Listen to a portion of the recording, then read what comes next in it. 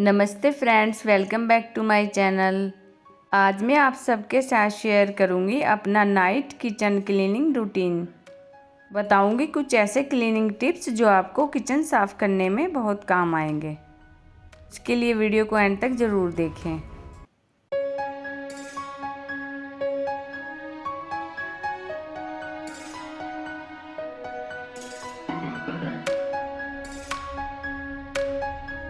आज मैंने डिनर में बनाई थी उड़द दाल विद राइस। तो सबसे पहले मैं अपनी दाल को कुछ इस तरह के टिफ़िन में निकाल लूँगी और फ्रिज में रख दूँगी। और जितने भी गंदे बर्तन मेरी स्लैब पे हैं मैं उन सबको उठा के सिंक में रख दूँगी। जैसे कि मिक्सी के जार वगैरह हो गए, एक्स्ट्रा गिलास प्लेट वगैरह, मैं सबको सिंक में रख दूँगी।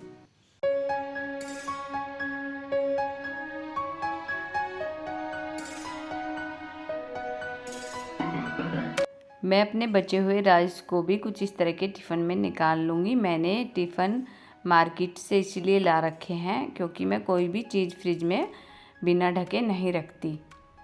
इनकी मदद से हमारा खाना भी प्रिजर्व रहता है और फ्रिज भी काफ़ी ऑर्गेनाइज दिखता है। वैसे तो ये मार्केट में कांच के भी अवेलेबल रहते हैं, पर उनका तो टूटने का डर रहता है क्योंकि हम इन्हें डेली यूज करते हैं।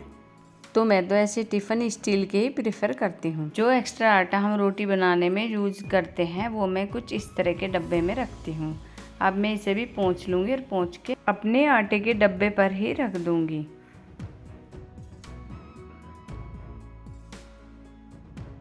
मैं अपनी मिक्सी को अच्छे से क्लीन करके रात में ही पोंछ के रख देती हूँ। ऐसा करने से इस पर कोई हल्दी वगैरह के निशान भी नहीं आते और ये नई जैसी दिखती है। और फिर अगले दिन भी हमारा काफ़ी टाइम बचता है। जितने भी मेरे घी वगैरह के डिब्बे रहते हैं मैं उन्हें रात में ही क्लीन करके उनको उन्हीं की जगह पर रख देती हूँ।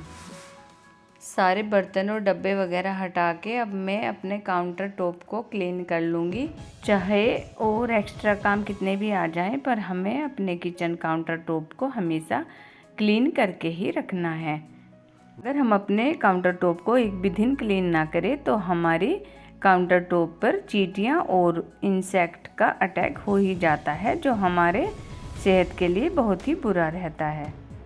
और हमें अपनी किचन साफ़ करने में और किचन काउंटर टॉप साफ़ करने में बहुत ज़्यादा टाइम नहीं लगता। इंसेक्ट और चींटियों के बचाव के लिए मैंने एक लिक्विड क्लीनर बनाया है, जिससे मेरा काउंटर टॉप और गैस का चूल्हा बहुत अच्छे से साफ़ हो जाता है। सबसे पहले हम इस तरह की एक स्प्रे की बोतल ले लेंगे और उसमें एक ढक्कन लिक्विड विनेगर और कुछ बूंदे किसी भी डिश वॉश की और 1 चम्मच बेकिंग पाउडर डाल लेंगे और उसमें अपनी बोतल के हिसाब से पानी डाल लेंगे और पानी डाल के डाइल्यूट कर लेंगे। इस सॉल्यूशन की मदद से मेरे गैस स्टोव पर किसी भी तरह के सॉल्ट नहीं जमते और मेरे किचन स्लैब के ग्रेनाइट की चमक भी बरकरार है। इसे छिड़कने से किसी भी तरह के इंसेक्ट हमारे किचन में नहीं आते।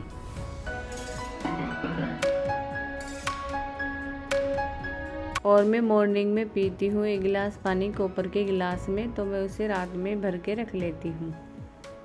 और मैं काउंटर टॉप की तरह ही अपना अपर कैबिनेट डीक्लटर करके ऑर्गेनाइज कर लेती हूँ। इसे करने में हमें बस 1-2 मिनट ही लगती हैं। रात में ही सारी किचन साफ़ करके सोने से सुबह उठ के किचन को देख के काफ़ी ज़्यादा रिफ्रेशिंग फील होता है। जिस तरह से मैं इन ड्राई क्लॉथ्स को इस तरीके के ऑर्गेनाइज़र में रख लूँगी। ऐसा करने से मुझे सुबह आसानी से मिल जाते हैं। अब मैं ऑयल्स वगैरह और कुछ डेकोरेटिव सामान रख लूँगी।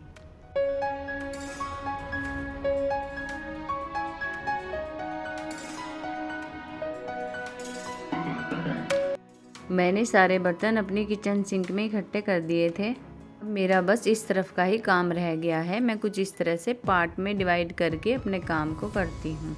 और बर्तन धोते समय जितना भी वेस्ट निकलता है, जैसे कि चाय पत्ती वगैरह और बर्तनों पे लगी सब्जियाँ वगैरह, मैं उन्हें एक पॉलीथीन में इकट्ठा कर लेती हूँ।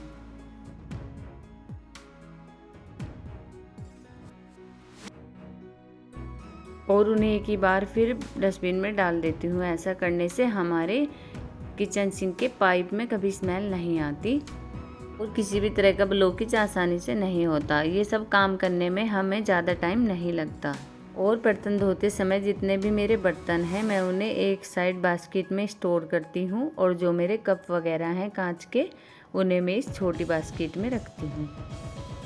और जो थोड़ा बहुत भी महीन कूड़ा बचता है उसे मेरी ये जाली बहुत आसानी से रोक लेती है। इस तरह से मेरे सारे बर्तन सूख जाते हैं और फिर सूखने के बाद मैं इन्हें अपने अपर कैबिनेट में लगा देती हूँ।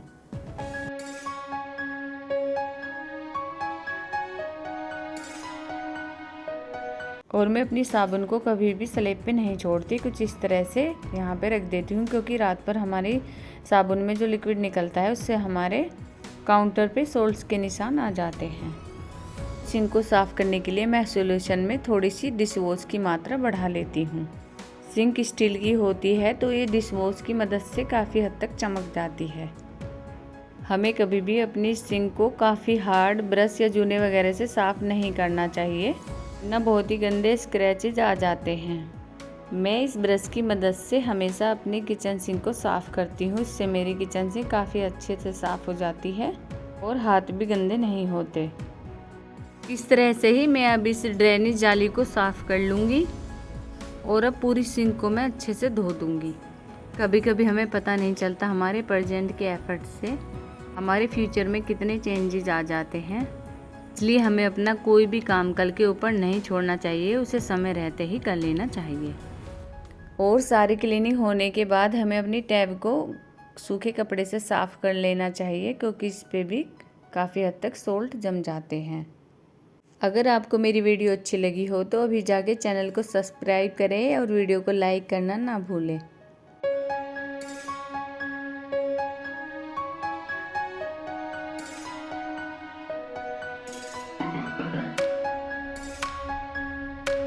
और मैं जो भी सब्जियां लाते हूँ उसे हाथों हाथ ही क्लीन करके रख देती हूँ। इससे मेरी टाइम की सेविंग भी होती है और काम भी अच्छे से हो जाता है। और मैं इन्हें थोड़ी देर यहीं पर छोड़ देती हूँ। इनका पानी निचड़ने के बाद मैं फिर इन्हें फ्रिज में रख देती हूँ।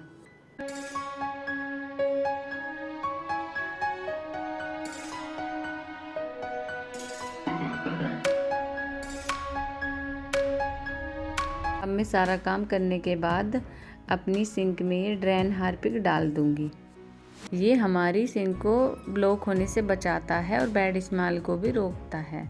पूरी सैसे को किसी भी एक सिंक में डालने के बाद हम इसमें 1 कप गर्म पानी डाल देंगे और फिर इसे पूरी रात छोड़ दे और जब आप सुबह उठें तो इसमें पानी चला दे ज़्यादा सा। अब मैं अपना आइलैंड साफ़ कर लूँगी। वैसे तो आज मेरा ज़्यादा सामान फैला नहीं है, कुछ ही सामान रखा था। मैंने बहुत सी लेडीज़ों से सुना है कि जब हमारी मेड आ जाए तभी हम किचन में लगेंगे, पर अगर हम रात में अपनी किचन को अच्छे से साफ़ कर लेते हैं और जब हम सुबह किचन में आते हैं तो किचन को देख के बहुत अच्छा लगता है और काम करने का भी मन करता है और सुबह की फंक्शनिंग बहुत अच्छी होती है।